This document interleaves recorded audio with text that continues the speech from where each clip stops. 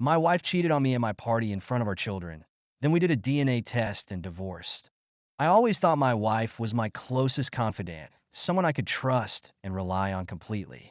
So, when she took a wrong turn, I was blindsided.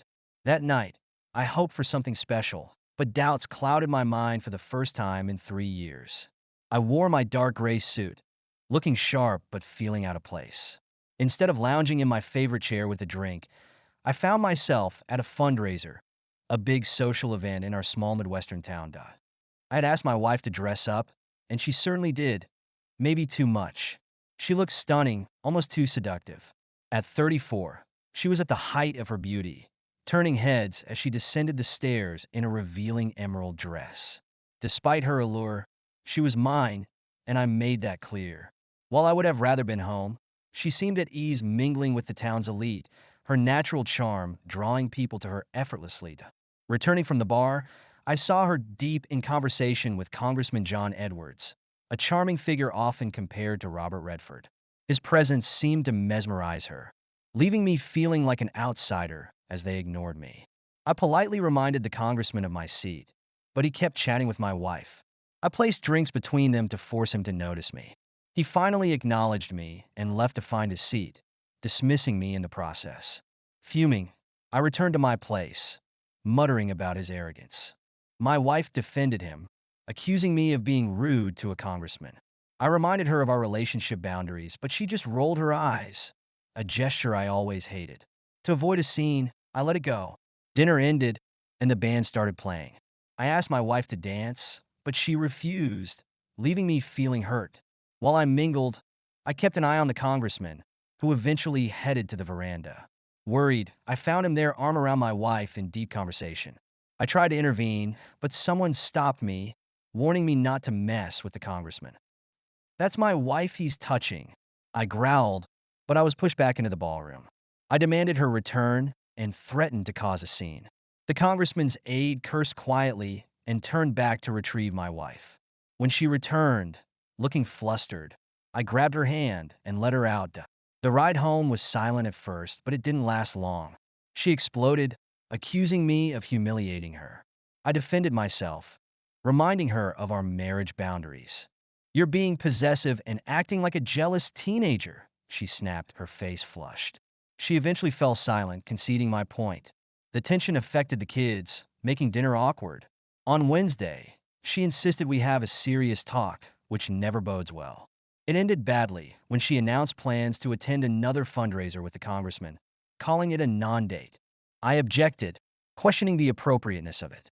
She denied any wrongdoing, insisting she was innocent. I challenged her, pointing out the double standard with her friend Rebecca. Her reaction confirmed my suspicions. She had issues with Rebecca, who was known for her charm. "It's completely different, you know that," she argued. "A date with a U.S. congressman isn't the same as a regular date. There's a big distinction, right? Emily, you can't go out with another guy. We're married, remember?" I reminded her, emphasizing our vows. "You don't own me, Andrew. Even though we're married, I can do what I want," she shot back. "I'm not saying you're my property, but you're the mother of our kids. I don't want to break up our family," I pleaded. "You're being ridiculous," she dismissed, refusing to see the gravity of the situation. I was shocked when Emily appeared in a stunning white gown for her so-called date. Our kids were amazed, asking why she was dressed up. She struggled to explain, so I bluntly told them the truth. When the doorbell rang, I gave her an ultimatum: him or us. She opened the door to a security guard in a black limo. "Behave for daddy," she said before leaving. Stunned, I focused on my kids who needed me. Drinking my sorrows away wasn't an option. I planned a few FaceTime calls, one to my parents and one to hers. The kids enjoyed chatting with their grandparents, starting with Emily's parents. I knew her recent actions would upset them. We laughed until they noticed Emily's absence. "Where's my daughter, Andrew? Have you hidden her?" my mother-in-law joked. I softly explained that she was on a date with Congressman John Edwards and expected her back the next day. Shocked, my in-laws couldn't believe I let her go. I tried reasoning with them, stressing the neglect of our family, but they seemed convinced it was acceptable. The kids took over the conversation, a welcome distraction. My mother-in-law urged patience and communication. Later, I called my parents, who were less sympathetic. My mother recommended a lawyer. After a few calls, I ordered pizza, watched a Disney movie with the kids, and struggled to sleep, distracted by ESPN. The next morning, I made pancakes and bacon, reassuring the kids their mom would return soon, though I was uncertain. There was no rush to come home after spending the night with another man. The black limo pulled into our driveway around 1 p.m., catching the attention of our kids and neighbors. Usually, they'd rush to greet their mom, but this time, they stayed put, disappointed by her appearance. She still wore the same dress from the night before, now wrinkled and tired looking. I sat in the living room as she entered, showing no eagerness to greet me. "Hey," she greeted, acknowledging our night apart. "Looks like you and the kids managed without me." "We did fine," I replied sharply. She headed upstairs, asking for rest and a shower. I raised my hands in mock surrender, realizing our relationship was over. My focus shifted to making things easy for my kids, avoiding becoming a weekend-only father. Could I stay until the kids graduated high school? When Emily finally came downstairs at 7 p.m., I had already made dinner. I mentioned leftovers in the fridge, receiving a faint smile. The kids sensed the tension and kept their distance. Alone, Emily accused me of poisoning their minds. I denied it, highlighting the impact of her actions on them and our neighbors. "I didn't break up our family," she defended, shifting the blame to me. "It's up to you. If you can work on your ego issues, we can heal and keep our family together. But if you continue being petty and nasty, we'll have to go our separate ways, and you can be Mr. Part-Time Dad." Her words caught me off guard. I had expected regret, not resistance and anger. "It's 1 o'clock in the afternoon, Emily," I retorted. "You couldn't get enough last night?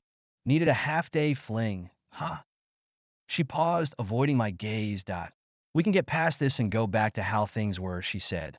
"I know I hurt you, and I'm sorry, but I needed this for myself, and I don't regret it." "That's a terrible apology," I remarked. "You're only sorry for hurting me, not for anything else." "It was amazing for you," she said defensively. "My response matches yours," I replied. "Your actions betrayed our vows and our family." I recounted how surprised I was when I found her in our guest bedroom. "We can't move forward unless you make an effort," she pleaded. "No, it's too late for that now," I said, shutting her out of the room. Exhausted from 2 days of tension, I slept soundly that night. The consequences of her actions. But no matter what she did, things would never be the same. The cracks in our relationship were too deep to fix with a few gestures. One evening, a few months later, Emily and I sat in the living room, the kids in bed. She had been acting more considerate lately, doing things around the house and engaging with the children, but it didn't erase the betrayal. I could feel the tension in the air as we stared at the TV without speaking. Finally, she broke the silence. "Andrew, I know I've hurt you, and I don't expect things to go back to how they were. But I need to know if there's any chance we can rebuild this." I really looked at her for the first time in a long time. She seemed vulnerable, but I couldn't shake the image of her with the congressman. I shook my head. "I don't know, Emily. I don't know if I can ever forgive you." Her face crumpled slightly. I didn't mean to destroy us. But you need to understand, it wasn't just about him. It was about me feeling invisible, lost. I thought I needed something outside of our marriage to remind me I was still desirable, still me. Her words were raw, and for a moment, I almost believed her. But then I remembered how easily she had dismissed our vows. "And you didn't think about the family? About the kids?" She looked down, her eyes full of regret. "I thought about them, but in the moment, I just couldn't think straight. I was selfish." "Selfish is an understatement," I said, my voice steady but cold. "You hurt us all, and I don't know if I can live with that." We sat in silence for what felt like hours. I could see the struggle in her eyes, but no matter how much she tried to apologize, the damage was done. The next few weeks passed in a haze. Emily kept trying, making small efforts to mend things, but it felt hollow to me. I couldn't shake the memory of her with the congressman, how she looked at him, how she looked at me afterward. She was distant, emotionally, and I couldn't bridge that gap. She apologized again and again, but each time it felt less genuine. By the time the kids started school again, I knew what I had to do. I couldn't live like this anymore, in this limbo between love and resentment. I had to move on. I filed for divorce. The kids were devastated. and I knew they would always be affected by what happened. But I also knew that if I stayed, the tension and bitterness would only grow. It was better for all of us if we started fresh, even if that meant breaking up the family I had once dreamed of. The day I told Emily about the divorce, she cried, really cried. "Is it really over, Andrew?" she asked, her voice barely a whisper. "Is there no hope for us?" I stood there, feeling the weight of the decision. "I think it's over, Emily. I think we both need to move on." She nodded slowly, as if accepting a painful truth, but I could see the anger rising in her eyes. "You're right. I've been selfish. But you gave up on us too." I couldn't argue with that. Maybe I had. Maybe part of me had already checked out when I found out about the affair. We finalized the divorce shortly after, and I moved into a small apartment. The kids were with Emily most of the time, and I had visitation. I kept telling myself it was for the best, that this was the new normal. But it wasn't easy. Every time I saw Emily, I saw the woman who had betrayed me, the woman who had chosen someone else over our family. But I also saw a woman who was trying to rebuild her life. Maybe she would, eventually. I hoped she would, for the sake of our children. As for me, I knew I had to rebuild too. It wouldn't be easy. It wouldn't happen overnight. But I would figure it out for me and for them. The days stretched on, and slowly, I began to heal. The pain of the betrayal didn't go away, but it became less consuming. The kids adjusted, and I focused on being a good father, even if it meant being a part-time dad. One day, a year after the divorce, I ran into Emily at a grocery store. She was with the kids, and we exchanged brief pleasantries. There was no anger anymore, just a quiet understanding between us. I knew we would never go back to what we were, but maybe that was okay. We both had to move forward. It wasn't the life I had planned, but it was mine now, and I was going to make the best of it.